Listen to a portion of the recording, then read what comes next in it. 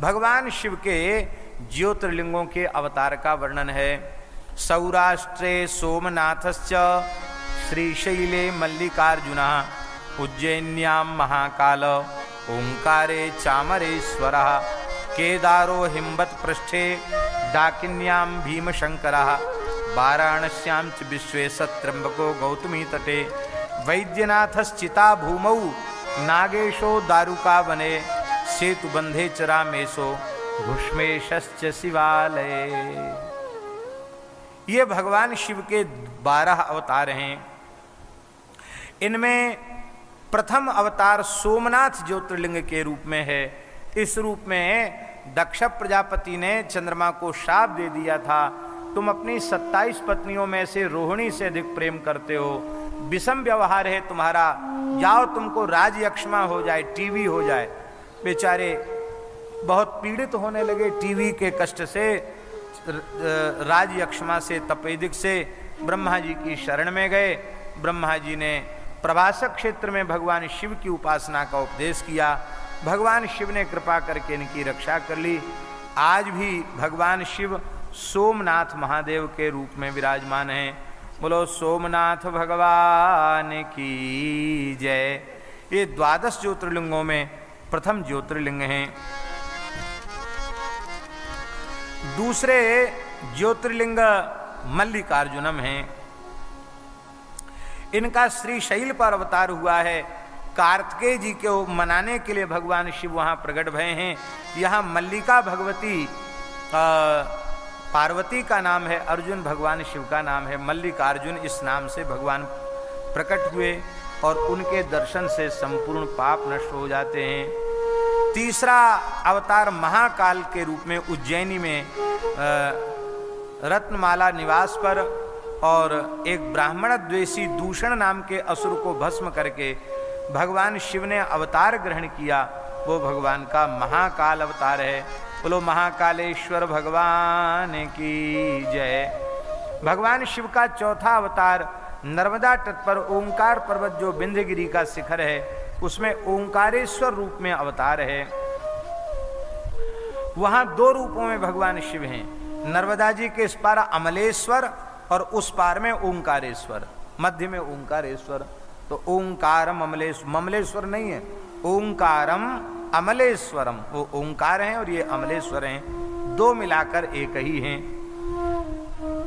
बोलो ओंकारेश्वर भगवान की जय। भगवान शिव का 5वां ज्योतिर्लिंगावतार केदारनाथ के रूप में है। ये नरनारायण भगवान ने तपस्या करके आपको प्रकट किया है ज्योतिर्लिंग के रूप में। पांडवों की गोत्र हत्या को भी इन्होंने दूर किया है। यहाँ भगवान शिव भैंसा के रूप से प्रकट हो गए।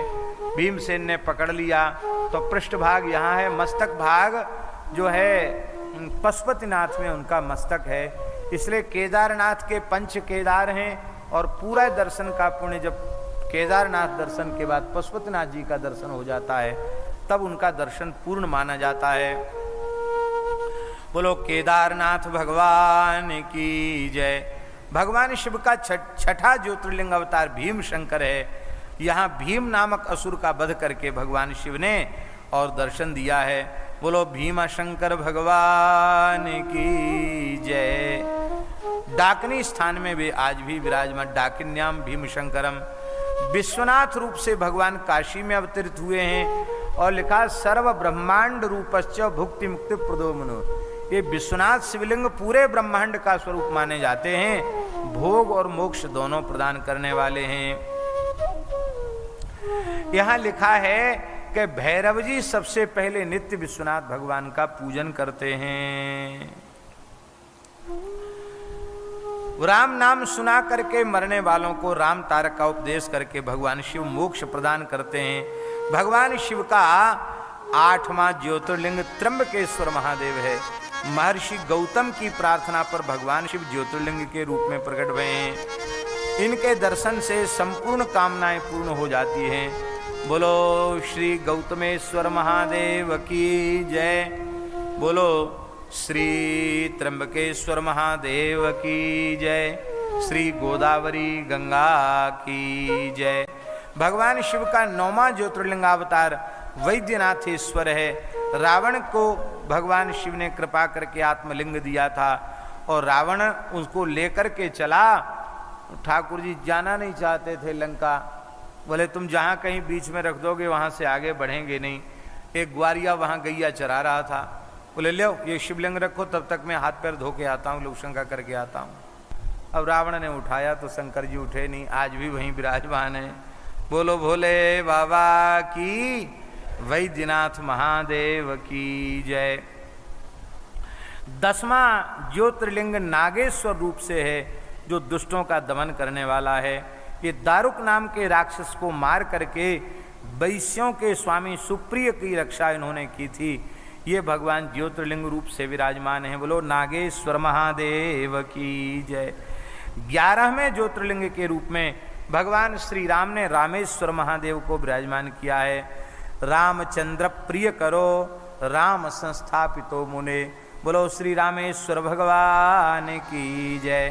कहते रामेश्वर भगवान के वरदान से ही राम जी को विजय प्राप्त हुई थी, ऐसा लिखा है। ज्योतिर्लिंग रूप में आज भी भगवान रामेश्वरम में विराजमान हैं।